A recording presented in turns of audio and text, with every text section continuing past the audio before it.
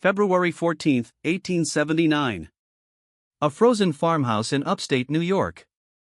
Neighbors break down the door and find a young woman reduced to fine gray ash from the shoulders down, her head perfectly peaceful, her chair barely warm, the oil lamp beside her still burning. No fire. No scream. Only silence, and the unmistakable sense that God had collected a debt in the dead of night. The wind at night came howling down from the Adirondacks like the breath of judgment itself. It drove snow sideways across the hollow, burying fences, silencing creaks, and pressing against the clapboard walls of the Payne farmhouse until the timbers groaned in protest. Inside, on the coldest night in 40 years, something impossible occurred, something that would force 3 physicians, 2 coroners, and a professor of anatomy from Albany to confront a truth they could neither explain nor allow to stand. When 3 neighbors finally forced open the ice-sealed door on the morning of February 14, 1879, they stepped into a scene that would haunt every man who witnessed it until his dying day. There, in the simple wooden rocking chair beside the kitchen stove, sat Ruth Payne. Or rather, what remained of her. Her head rested gently against the spindles, eyes closed, dark lashes resting on pale cheeks as though she had merely drifted into a quiet sleep. A single stocking-clad foot extended forward, caught mid-motion. Her left forearm lay draped gracefully over the arm of the chair, the small silver ring from her father still gleaming on her finger. But from the base of her neck downward, nothing but fine, pale gray ash. Ash that held the exact shape of her shoulders, her ribcage, her pelvis, even the gentle curve of her spine. It had settled into the chair and onto the floorboards in a perfect oval, no larger than a serving platter. The wooden floor beneath her showed only a faint dark stain. The rocking chair itself was barely scorched. The oil lamp on the table, just 3 feet away, still flickered with a steady flame. Not a curtain, not a book, not a single splinter of kindling had caught fire. The cast iron stove was stone cold. Ruth Payne was 26 years old. What happened inside that locked, snowbound house remains one of the most chilling and meticulously documented unexplained phenomena in American history, yet within 18 months, powerful hands had scrubbed it from every official county record. The story was almost lost forever. But some truths refused to stay buried. Before we descend into the long winter night that claimed Ruth Payne, if this story has already tightened something in your chest, do me a favor, subscribe and leave a comment with the city or state you're listening from tonight. These stories have a way of finding the right ears. And this one was never meant to be forgotten. To truly understand what happened to Ruth, you must first understand the world she inhabited. Because place, in stories like this, is never just background. It is character, witness, and sometimes accomplice. Schoharie County, New York, in the late 1870s was old country by American standards. Stone houses built by Palatine German settlers in the 1700s still stood watch over fields their great-grandchildren plowed. The land had been cleared before the Revolution. Stone walls, built by hand, were already sinking back into the earth like tired bones. The people who lived here spoke a rough Low Dutch at home and careful English in church. They were proud, insular, and slow to trust outsiders. Cobble Hollow, sometimes called Cabball Hollow by the older families, was barely a hamlet. 7 houses and a small Methodist chapel clustered at the end of a wagon track that disappeared under snow for months at a time. In winter, the only way in or out was a narrow sled path across a frozen brook. It was the kind of place where secrets could be kept simply because no one from the outside world could reach you to ask questions. The winter of 1878 to 1879 was merciless. Records from the Break-A-Bean post office show temperatures plunging to 28 degrees below zero. Snowdrifts taller than grown men swallowed fences and sheds.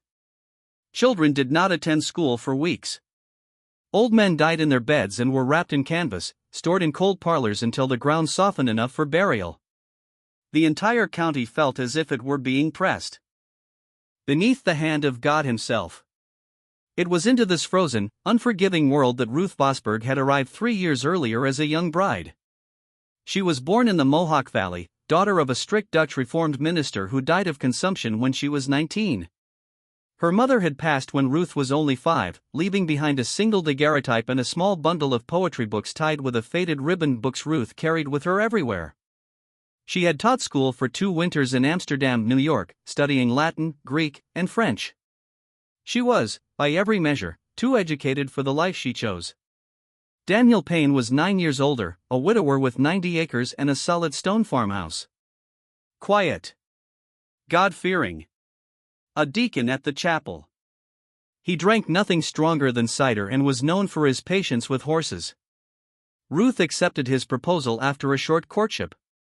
In the spring of 1876 she moved her trunks of books and linens into the Payne home. At first, the people of Cobble Hollow spoke of her with cautious admiration. She was kind. She taught the Sunday school children with genuine warmth. Her soprano voice, thin but sweet, rose above the farmer's deeper tones during hymns. She brought preserves to the sick. She attended every service, gloved hands folded over her black prayer book.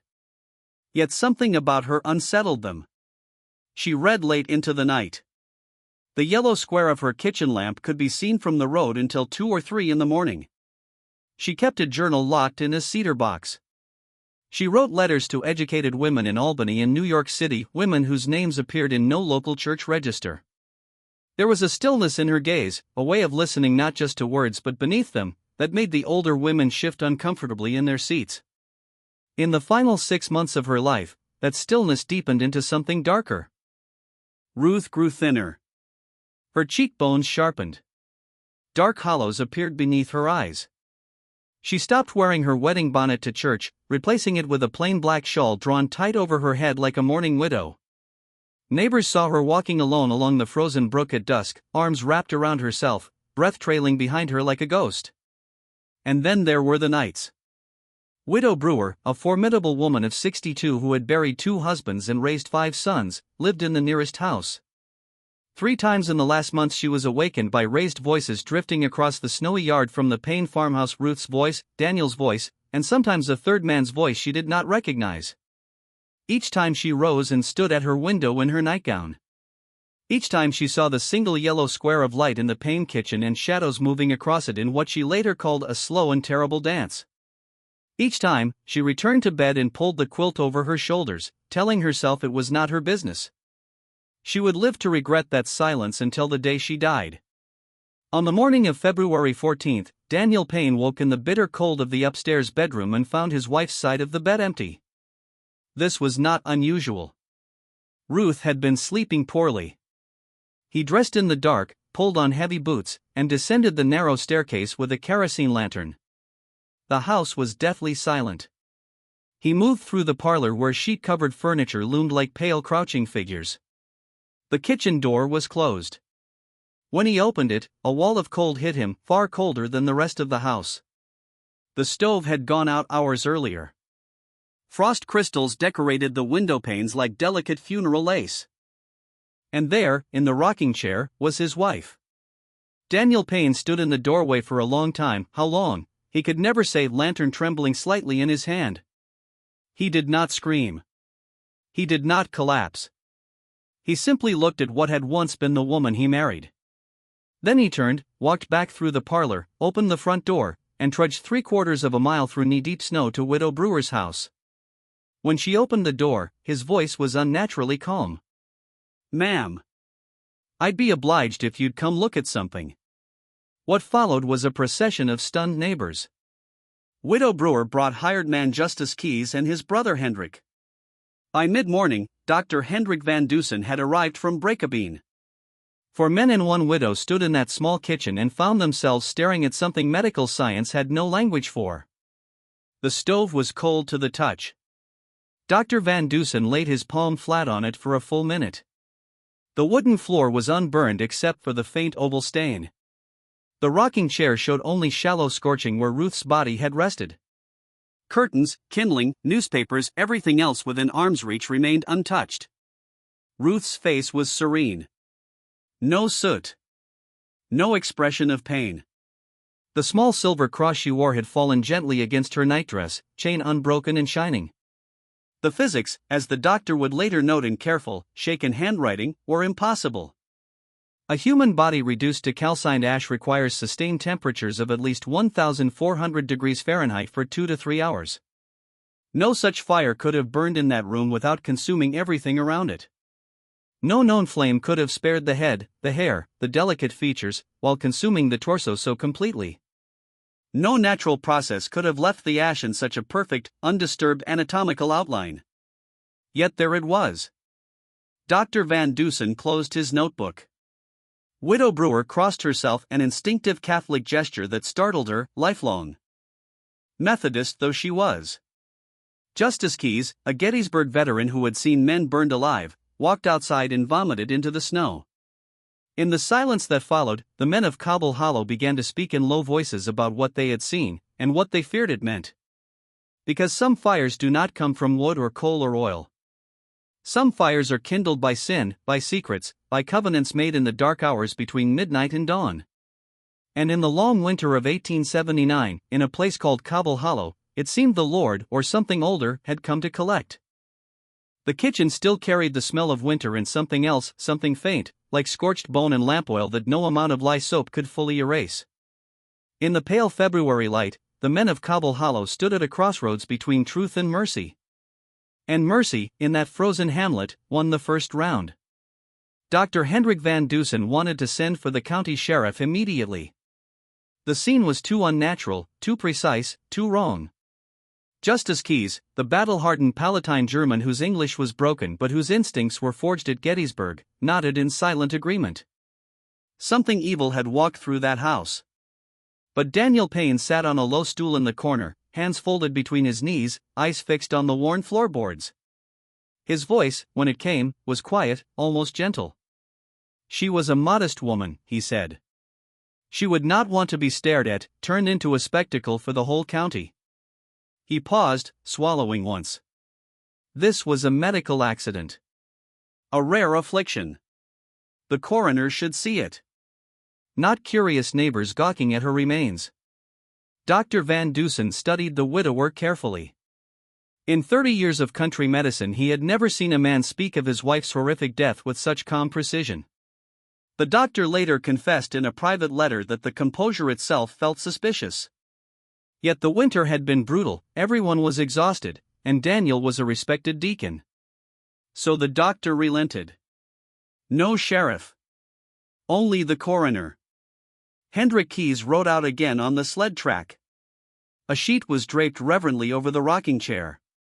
The men moved into the parlor and waited in heavy silence while the fine gray ash of Ruth Payne began, ever so slightly, to sift between the floorboards like dust returning to dust. That decision, to keep it quiet, would haunt Cobble Hollow for generations. In the weeks that followed, the story of Ruth Payne's death spread like frost across a windowpane, slowly, silently, and into every crack. The Schoharie Republican printed a short, respectful notice calling it a sudden misfortune of unexplained cause. The Combustion index suggested apoplexy followed by accidental fire, a diagnosis Dr. Van Dusen offered after 2 sleepless nights, though he no longer believed it himself. Then the Albany Argus took the story wider, carefully using the words spontaneous combustion for the first time. The account might have faded into local legend, if not for one man. Dr. Cornelis Ten Eyck read the Argus piece over breakfast on February 23. By evening he was on a westbound train, leather satchel packed with instruments, his pulse quickened by the scent of a career-defining case. At 44, Ten Eyck was a professor of forensic medicine at Albany Medical College, ambitious, sharp, and openly contemptuous of rural doctors. He had spent years studying unusual deaths and had long waited for a clear case of preternatural human combustion. Most documented cases involved elderly women, heavy drinkers, and slow fires in confined spaces. Ruth Payne, young, sober, healthy, broke every pattern.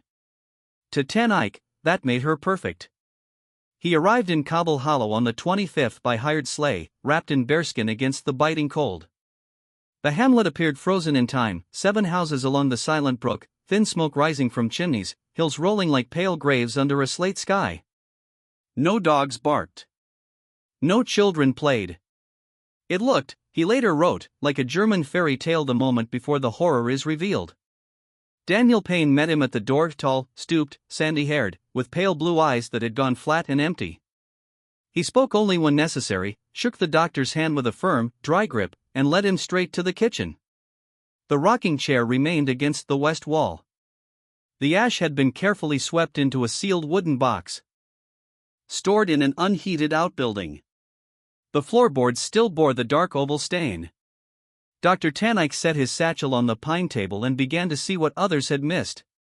The chair had been moved. Where patterns on the floor showed it had been dragged forward into the open center of the kitchen, away from the stove, closer to the window, then returned. Why would a woman sit in the coldest part of the room on the coldest night of the year? The tall pine cupboard behind the chair held several ceramic jugs in the lower compartment. Tanike lifted them. They were suspiciously light. Daniel claimed they once held coal oil for the lamps, but that the supply had been used up. The household had only 2 lamps. The numbers did not add up. The scorched stain on the floor was offset from the stove. The rag rug that once lay beneath the chair had vanished months earlier. The small pedestal table where Ruth kept her tea and books was gone, supposedly broken for kindling. Dr. Tanike measured, photographed, and noted everything in careful silence. Over the next 3 days he interviewed Daniel, Widow Brewer, Justice Keyes, and the Methodist minister. He examined records. He traveled to Ruth's childhood home. And slowly, the hidden architecture of Ruth Payne's final months began to emerge. 3 pillars would support everything he discovered. First, in her final month, Ruth had purchased 19 gallons of coal oil from the general store in Breakabeen. 19 gallons. A normal household used perhaps 2 in an entire winter. Daniel could offer no clear explanation. In the margin of his notebook, Tanike wrote one word: implausible. Second, witnesses had seen Ruth wearing a new-style corset reinforced with a paste containing calcium phosphate and animal fat, substances that, under certain conditions and prolonged body heat, could form highly combustible phosphorus compounds. The corset had been a gift, Widow Brewer said, from a gentleman admirer of many years ago. Ruth had worn it under a plain black wool dress in the evenings when she expected no visitors. Third, and most damning, Ruth Payne was in the early weeks of pregnancy at the time of her death. The dates made it impossible for the child to have been Daniel's. If you're listening to this and feeling the ground shift beneath you, hit like right now. These are the kinds of secrets small towns bury deep and powerful men worked hard to keep buried. Dr. Tanike returned to Albany on February 28 and began the methodical work of dismantling the official story. He wrote to every address in Ruth's correspondence. He interviewed people from her past in the Mohawk Valley. He consulted chemists in New York City about slow combustion. He pored over records, tax rolls, and old printing shop ledgers. What he uncovered painted a portrait of Ruth Vosberg that no one in Cobble Hollow would have recognized. Before her marriage, Ruth had been part of a small, discreet intellectual circle in Albany that met in the backrooms of a State Street printing shop. They called themselves the Circle for the Advancement of Rational Womanhood. They read Frances Wright and Margaret Fuller.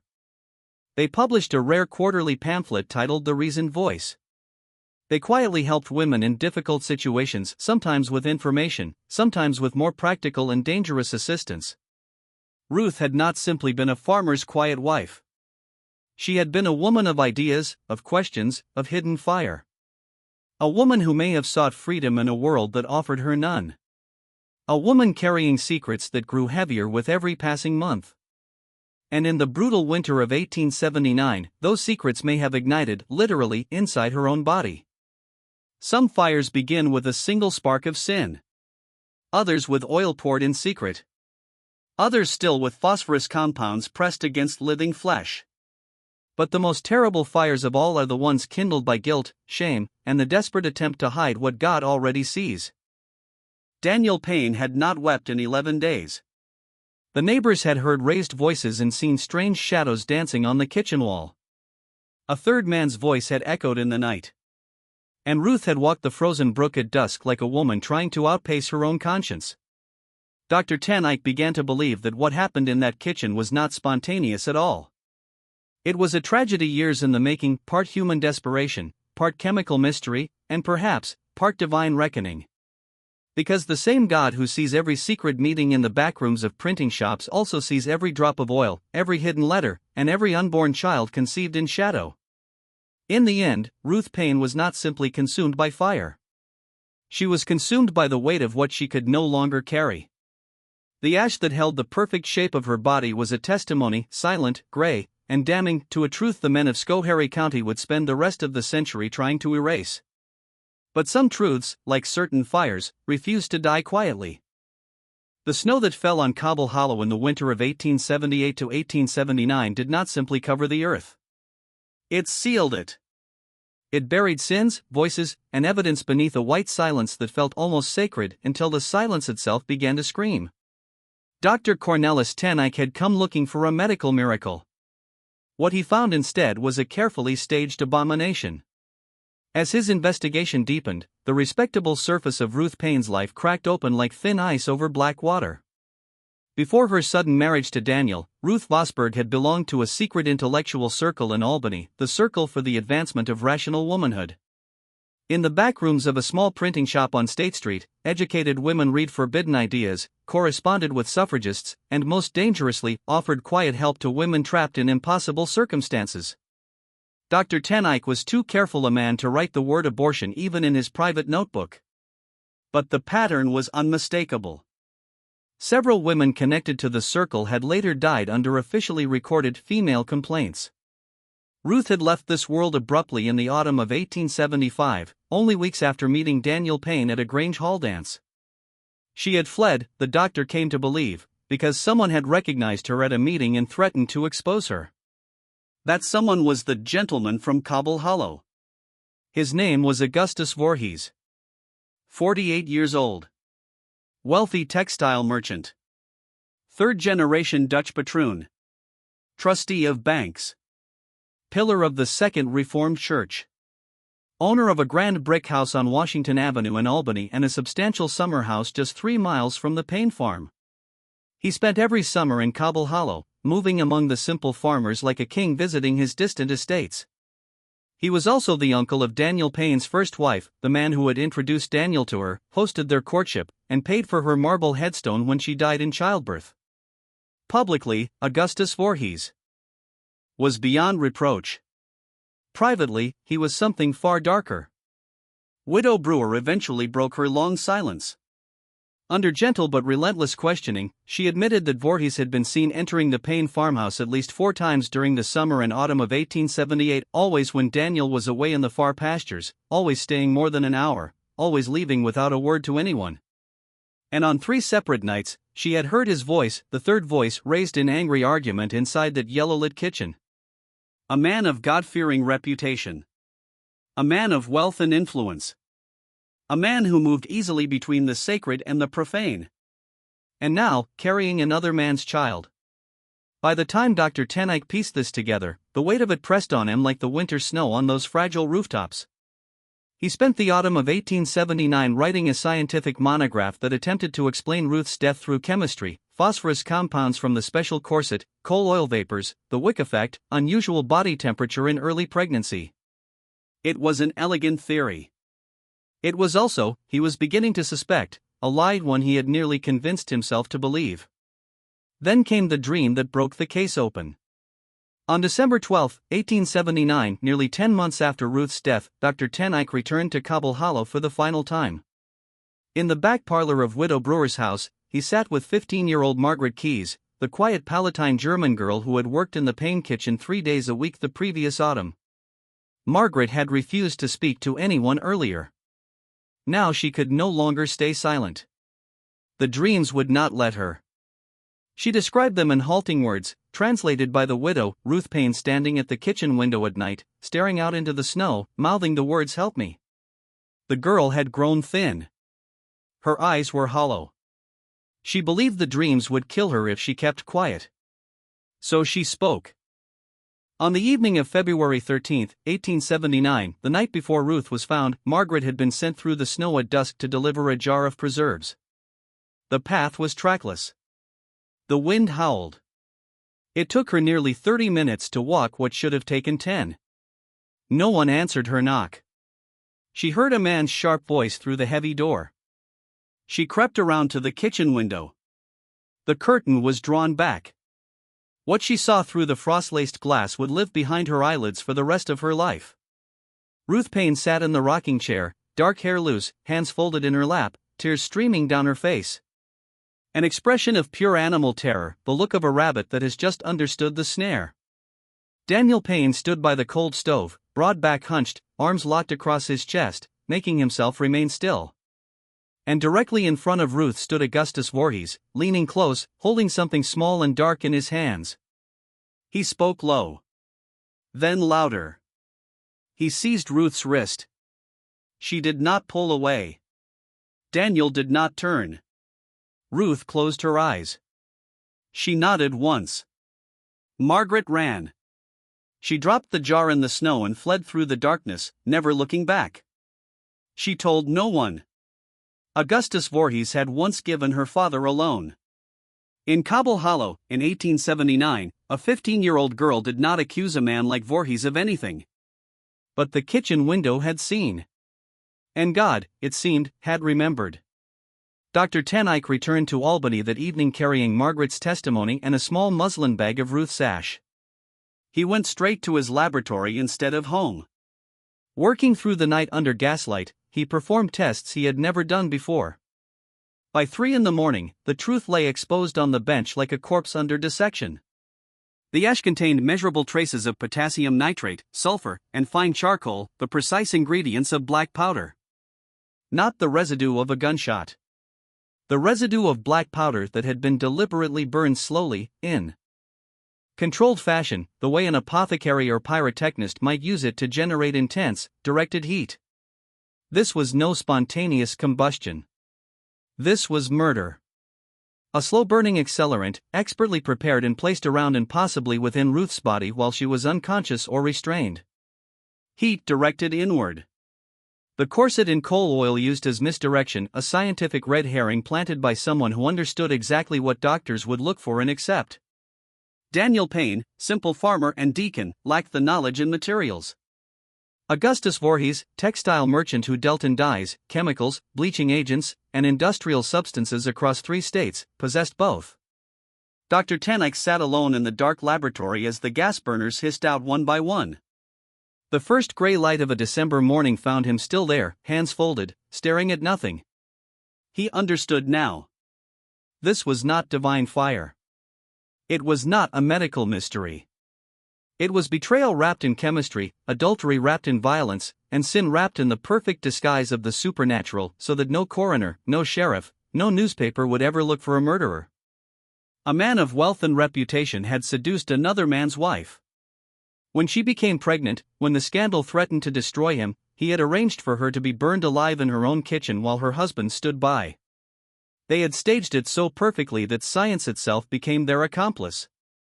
And yet, Dr. Ten Eyck, a man of reason, could not escape the spiritual chill that settled over him in the following days.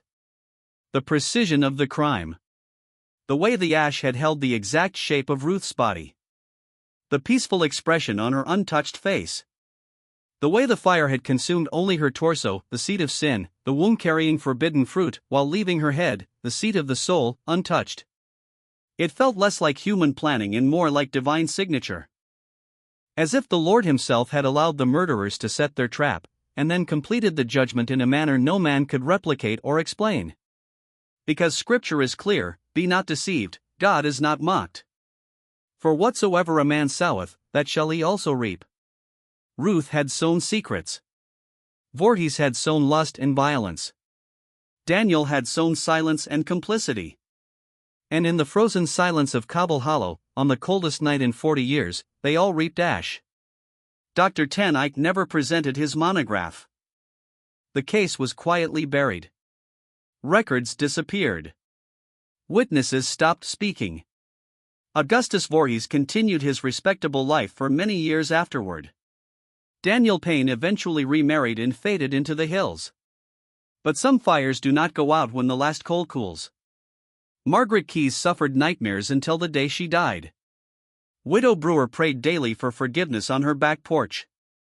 And Dr. Cornelis Ten Eyck, brilliant man of science, spent the rest of his life wondering whether he had investigated a crime, or witnessed the shadow of divine retribution wearing the mask of chemistry. Because in the end, the most terrifying possibility is not that Ruth Payne was murdered by black powder in human hands. It is that God allowed the fire to burn exactly as the murderers intended so that the world would see, in gray ash on a cold floor, the cost of hidden sin. and that even today, more than a century later, the hollow still remembers. The chair, the lamp, the untouched face, and the debt that was collected in silence. Dawn broke cold and gray over Albany on the morning of December 15, 1879. Dr. Cornelis ten Eyck walked nearly 2 miles home through empty streets, the only sounds the distant clop of the milkman's wagon and the soft hiss of the last gas lamps being extinguished. He felt no cold. The winter air could not touch a man whose blood had already turned to ice.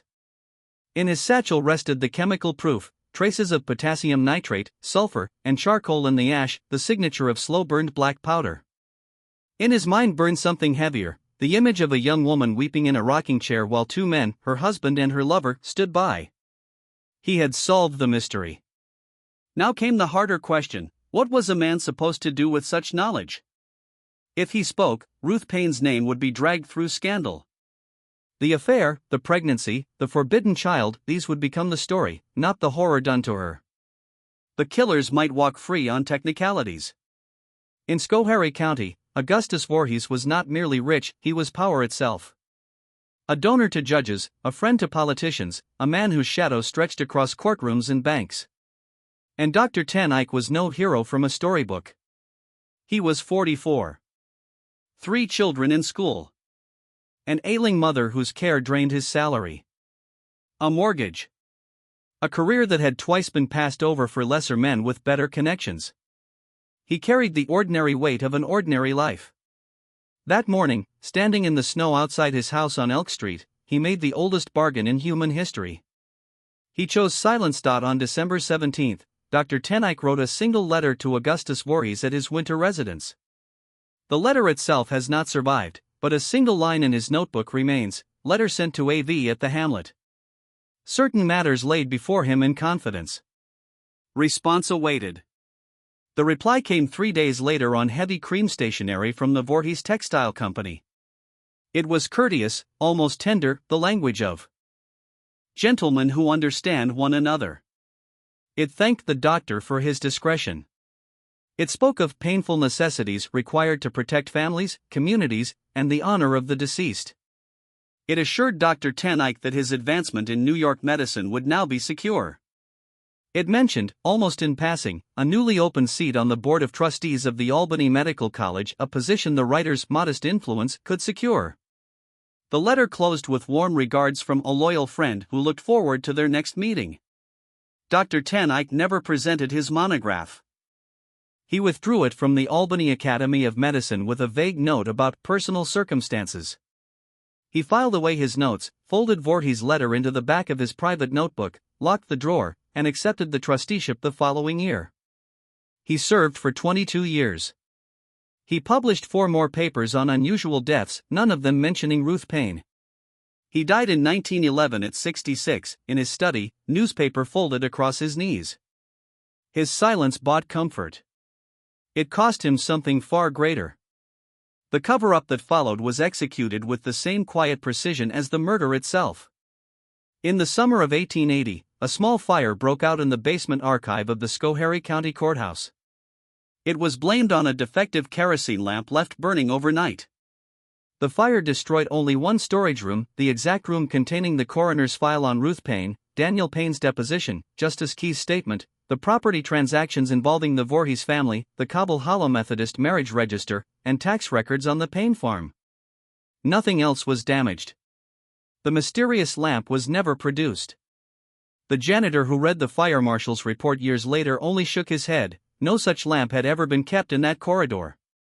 The records were gone. The truth was erased. History, as it so often does for the powerful, looked the other way. Daniel Payne sold the farm that autumn to an anonymous buyer represented by a Washington Avenue law firm long tied to the Voorhees empire. He received well above market value. He moved to Mercer, Pennsylvania, remarried, raised 3 children, and became a respected Presbyterian elder. He never spoke publicly of Ruth again. His obituary mentioned only a first wife who died tragically in a house fire. In his final years, he took to sitting alone in the kitchen until 2 or 3 in the morning, staring at a single burning lamp. Once, his second wife found him weeping with his face in his hands. When she asked what was wrong, he whispered only, "I did not turn around. I should have turned around." He offered no explanation. He never spoke the words again. Augustus Voorhees continued summering in Cobble Hollow for 15 more years. He expanded his business, opened an office in Boston, served a term in the New York State Senate, and sponsored a bill increasing penalties for the corruption of public morals. He endowed a chair in moral philosophy at a local college, requiring the professor to lecture annually on temperance, chastity, and reserve. He died in 1919 at 78 and was buried beneath an imposing white marble monument in the Cobble Hollow churchyard within sight of Ruth Payne's small, weathered stone. His monument reads, "A merchant of integrity, a friend of virtue, a pillar of the community." Ruth's stone, paid for by Daniel before he fled, reads simply, "Ruth Payne, wife, 1852–1879. The Lord giveth and the Lord taketh away." Widow Brewer died in 1884. In her top drawer she kept a sealed envelope addressed to the Schoharie County District Attorney. After her death, her eldest son opened it, read the contents in silence, and burned it in the kitchen stove without speaking a word. Margaret Keyes married, raised 5 children, and lived until 1931. She was known as unusually quiet. In her final year, she told a granddaughter, with no explanation, "There are things a person can see through a kitchen window that they should never have seen, and that they never afterward stop seeing." Dr. Ten Eyck's notebook survived. It was discovered in 1940 by his granddaughter in a cedar trunk. She read it in one sitting in a dusty attic, told no one, and sold it for $75 to a private collector, a distant cousin of the Voorhees family. It remains in a private historical society archive today, withheld from public view due to sensitive material concerning identifiable local families. The sealed box containing Ruth's ash was buried in an unmarked corner of the churchyard in 1880. The chapel register pages covering those years were later destroyed. Even her grave tries to forget. What happened on the night of February 13, 1879, in that locked kitchen was no accident of chemistry or act of God. It was murder, deliberate, intimate, and cruel. A pregnant woman burned alive in her rocking chair by black powder in human hands. Her husband stood by with his back turned. Her lover directed the fire. A doctor later sold his silence for status. A courthouse burned conveniently. Records vanished. And an entire community chose the comfort of forgetting. This is the most chilling truth of the Ruth Payne tragedy: the evil was not done by monsters from the darkness. It was done by ordinary, respectable men, a farmer, a merchant, a doctor, in an ordinary room, protected by ordinary silence. Yet something deeper lingers beyond the facts. The fire consumed only her torso, the seat of earthly desire and forbidden life, while leaving her head, the seat of the soul, untouched and peaceful. The ash held her shape perfectly, as if the flames had been commanded. Science was used as a veil, but the precision feels like judgment. For nothing is secret that shall not be made manifest, says the scripture. Neither anything hid that shall not be known. Ruth had sought escape through ideas and forbidden circles. Voorhees had sown lust and violence to protect his reputation. Daniel had chosen complicity over courage. Ten Eyck had chosen ambition over justice. Each man reaped what he had sown. And in the frozen hollow, on the coldest night in 40 years, it seems heaven itself may have allowed their sin to burn, then signed the judgment in gray ash that no coroner could explain. Because some debts are not paid in courts of law. They are collected in kitchens at midnight, in unmarked graves, in nightmares that last decades, and in the quiet weeping of old men staring at solitary lamps. Science still cannot explain what happened to Ruth Payne. Not because the laws of nature were broken, but because the men who broke her understood those laws well enough to hide their crime behind them, and because God, in His terrible mercy, let the mask remain for a season. The hollow is quieter now. The snow still falls. The brook still freezes. And somewhere in an attic or a forgotten trunk, perhaps another letter waits, another granddaughter who will one day refuse to sell. Until then, Ruth Payne's ash still speaks in silence, a warning that the most dangerous fires are not the ones that burn houses, but the ones that burn truth, conscience, and the image of God in ordinary men. What do you think really happened in that kitchen? Do you believe Daniel Payne simply stood there broken, or complicit? Could you forgive a man who did not turn around? And do you believe justice was truly served by men or by something higher? Leave your thoughts below. The Hollow is listening. If this story has unsettled you, if it has reminded you that evil often wears respectable faces and speaks in courteous letters, then subscribe. Turn on notifications. Share it with someone who still believes the truth matters. Because some women are reduced to ash not by fire, but by the willingness of the living to forget. We will not forget Ruth Payne. Not yet.